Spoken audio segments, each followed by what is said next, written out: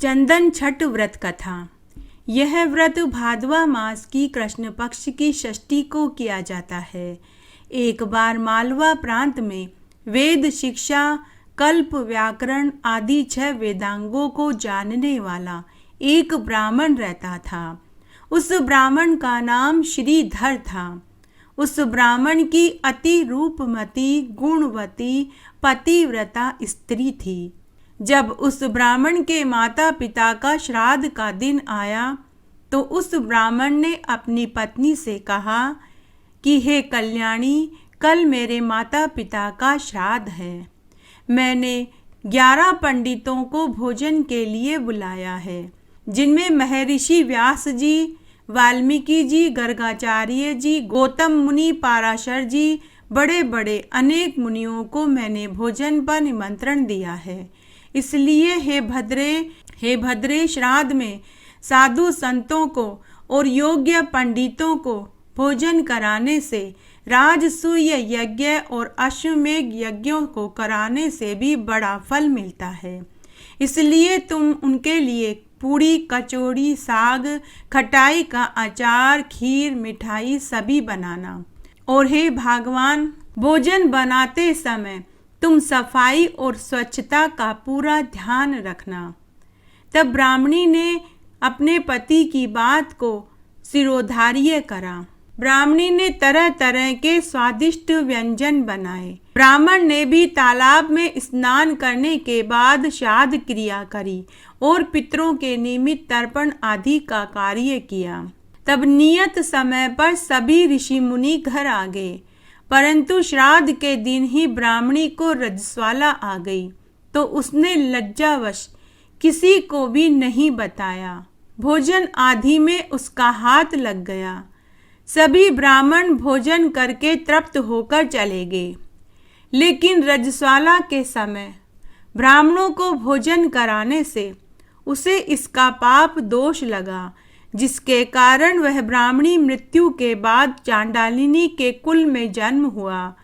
पूर्व काल में कुछ अच्छे कर्म भी उसने किए थे, जिसके कारण उसे चांडालिनी की योनि में अपने पूर्व जन्म की सभी बातों का स्मरण रहा। जो स्त्री ऐसे पवित्र समय में रजस्वाला दोष को छिपाती है और रसोई बनाती है, परिंदे में हाथ लगाती है, ठाकुर जी को भोग चढ़ाती है, ब्राह्मणों को भोजन खिलाती है, तो ऐसी महिलाएं मरने के बाद सुअर, पिशाचनी या फिर चांडाल की योनि में जन्म लेकर दुख भोगती है और 7 बार इसी योनि में जन्म लेने के बाद ही मनुष्य योनि को प्राप्त होती है। तब वह चांडालिनी अपने पूर्व जन्म के पुत्र के घर में पहुंच गई। उसका पुत्र वेद शास्त्रों का प्रवीण ज्ञाता था, हमेशा शास्त्र के अनुकूल कर्मों में लगा रहता था। उस दिन भी उसके घर में वैश्यदेव नामक एक पंडित जी यज्ञ कर रहे थे। वह चांडालिनी उस यज्ञ में पहुंचकर पूजा के निमित्त रखे फल और मिठाई को खाने लगी तो उसके पूर्व जन्म के पुत्र ने लकड़ी लेकर चांडालिनी को मारने उसके पीछे भागा और वह बोला कि अरे दुष्ट, यहाँ से भाग। कहते हैं कि अगर चांडाल के दर्शन हो जाएं तो सूर्य के दर्शन करने और गंगा स्नान करने से ही पवित्रता आती है। जब चांडालिनी ने अपने पूर्व जन्म के पुत्र के द्वारा कटु वचन सुने, डंडे से मारे जाने पर वह रोती हुई दुखी होकर वहां से उस समय तो चली गई। तब उसी रात्रि को उसकी माता ने अपने पुत्र को स्वप्न में दर्शन देकर कहा कि हे पुत्र, तुम सो रहे हो या जाग रहे हो? हे पुत्र, मैं भयानक नरक की पीड़ा उठा रही हूँ। पुत्र, मेरा जन्म चांडाल की योनि में हुआ है। मैं भूख प्यास से व्याकुल इधर उधर भटक रही हूँ। हे पुत्र, तुम्हारे ही हाथों अब मेरा उद्धार होगा। पुत्र, अब तुम ही मुझे मुक्ति दिला सकते हो। तब स्वप्न में ही पुत्र ने बोला कि हे माता, आपको किस पाप दोष के कारण चांडाल की योनि में जन्म मिला? मुझे बड़ा आश्चर्य हो रहा है। आप जैसी धार्मिक महिला को क्यों चांडाल की योनि में दर्द भोगना पड़ रहा है? मुझे बड़ा ही आश्चर्य हो रहा है।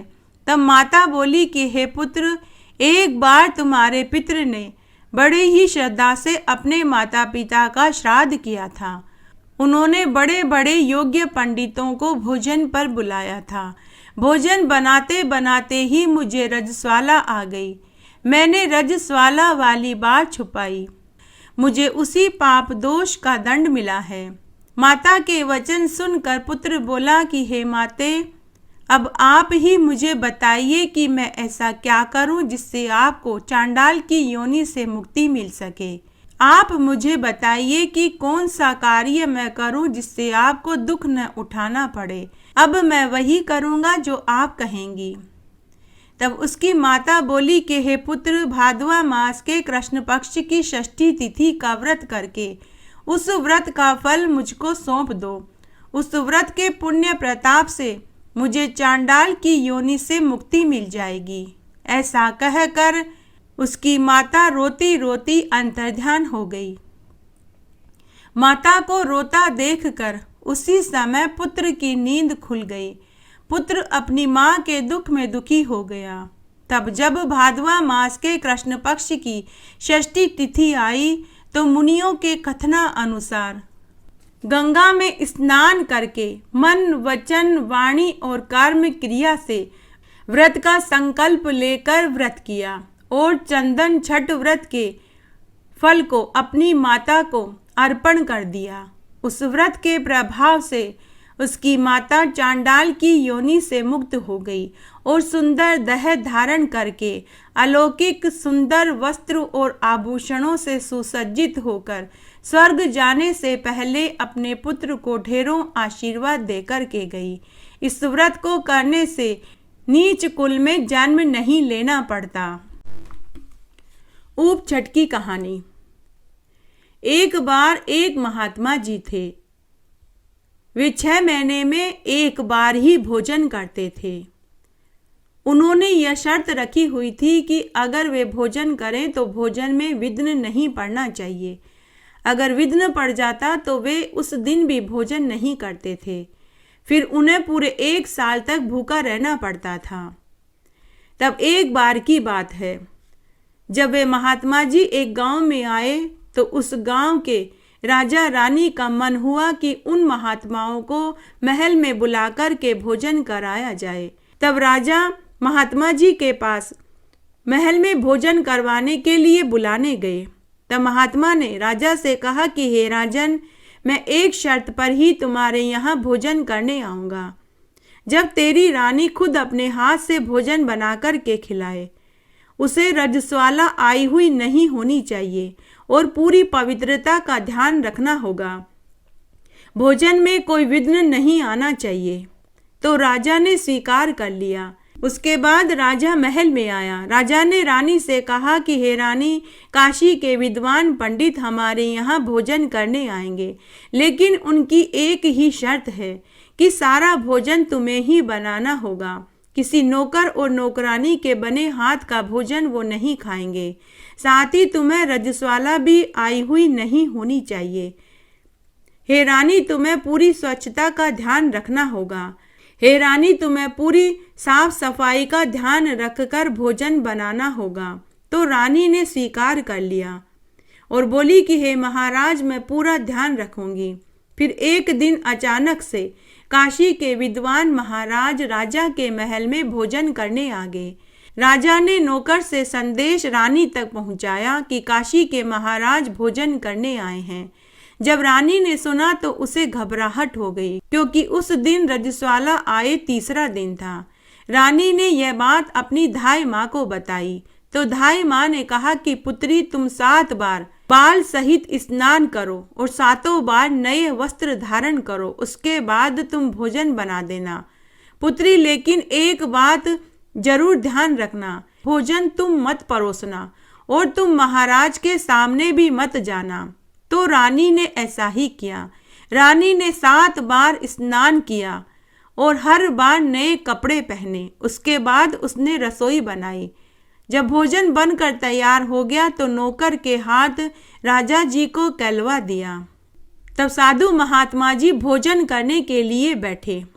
उन्होंने भोजन करना शुरू ही किया था कि उधर महल में रानी का मन हुआ कि मुझे एक बार झरोके में से झांक कर देखना चाहिए कि ये कैसे महात्मा जी हैं जो 6 महीने में एक बार ही भोजन करते हैं। तभी रानी ने महल के झरोके में पर्दा हटाकर महात्मा जी को देखने लगी। उसी क्षण महात्मा जी की थाली के भोजन में कीड़े भर गए। महात्मा जी राजा पर क्रोधित होते हुए बोले कि हे राजन, तुमसे मैंने पहले ही कहा था कि भोजन में साफ सफाई का ध्यान रखना, लेकिन तुम्हारी रानी ने ध्यान नहीं रखा। हे राजन, तेरी रानी की वजह से आज मैं भोजन नहीं खा पाऊंगा। अब अगले 6 महीने के बाद ही मेरा भोजन करना संभव होगा। हे राजन, मैं तेरी रानी को शाप देता हूँ कि वह सुरडी की योनि में चली जाए। उसी समय राजा की रानी सुरडी बन गई। राजा ने काशी के महाराज से अपनी और अपनी पत्नी की गलती की क्षमा मांगी और शाप वापस लेने की मिन्नतें करने लगा। लेकिन महात्मा जी क्रोधित होते हुए राजा के महल से चले गए।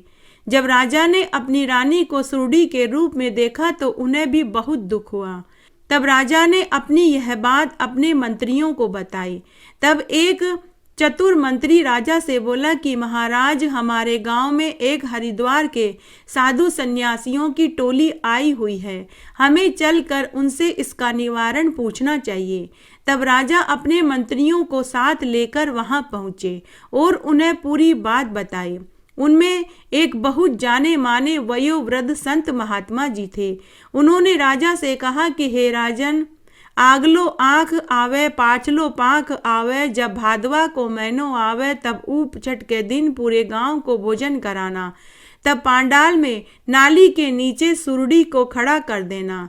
जब सब खाना खाकर अपने झूठे हाथ धोएंगे और वह पानी उस सुरडी पर गिरेगा, तभी उसकी मुक्ति संभव है। या फिर दूसरा उपाय यह है कि ऊप छठ के दिन 24 ऊप छठ का व्रत करी कोई सुहागन स्त्री अपने व्रत का फल सुरडी को दे देवे तो वह वापस से मनुष्य योनि को प्राप्त हो सकेगी। तब राजा ने पूरी नगरी में यह ऐलान करवाया कि अगर किसी सुहागन स्त्री ने अपने जीवन काल में 24 ऊप छठ के व्रत किए हों, अगर वह अपने व्रत का फल मेरी रानी को दे देवे तो वह सुरडी से मनुष्य योनि को प्राप्त हो जाएगी। लेकिन पूरी नगरी में कोई ऐसी महिला नहीं थी जिसने अपने पूरे जीवन काल में 24 ऊप छठ के व्रत किए हों। किसी ने 5 किए थे तो किसी ने 6 किए थे। तब ये उपाय तो काम नहीं आया। उसके बाद राजा को पहला उपाय ही अपनाना पड़ा। तब आगलो आँख आयो पाछलो पाख आयो, ऊप छठ का दिन आया तो राजा ने पूरे गांव को महल में भोजन करने के लिए बुलाया। तब राजा ने महल की नाली के नीचे सुरडी को बांध दिया। जब पूरा गांव जीम जीम के जाने लगा तो झूठे हाथ धोते तो उसका पानी सुरडी पर गिरता। जब पूरा गांव भोजन करके चला गया तो वह सुरडी वापस से रानी बन गई, लेकिन रानी के पूंछ रह गई। राजा ने उसी संत महात्मा से पूछा कि संत महात्मा जी, मेरी पत्नी सुरडी से रानी तो बन गई लेकिन उसके अभी भी पूंछ रह गई। तब संत महात्मा ने कहा कि आपके गांव में एक सधवा बुढ़िया है, वह जीमने नहीं आई। उसने 24 ऊप छठ के व्रत किए थे। अगर वह भोजन करके अपने झूठे हाथ धोवे या फिर अपने 24 ऊप छठ के व्रत का फल सुरडी को दे देवे तो उसे सदगति मिल सकती है। तब राजा स्वयं रथ में बैठकर गांव में उस सधवा बुढ़िया के घर पहुंचे और उससे ऊप छठ के व्रत का फल सुरडी को देने के लिए कहा। तो वह सधवा बुढ़िया माई राजा से बोली कि हे महाराज, आप मुझे माफ कर दीजिए, मैं अपनी 24 ऊप छठ के व्रत का फल नहीं दे पाऊंगी। तब राजा ने उसे खूब सारा धन का लालच दिया। तो वह सुहागन बुढ़िया राजा से बोली कि हे महाराज, इस उम्र में मैं धन को लेकर क्या करूंगी? मेरा एक पांव धरती पर तो दूसरा कब्र में लटक रहा है। तब राजा ने कहा कि ठीक है, तो आप मेरे महल में चलकर भोजन करें और झूठे हाथ धोवें। जब झूठन का पानी सुरडी पर गिरेगा तो उसको सदगति मिल जाएगी। तब सधवा बुढ़िया माई ने राजा के महल में आकर भोजन किया।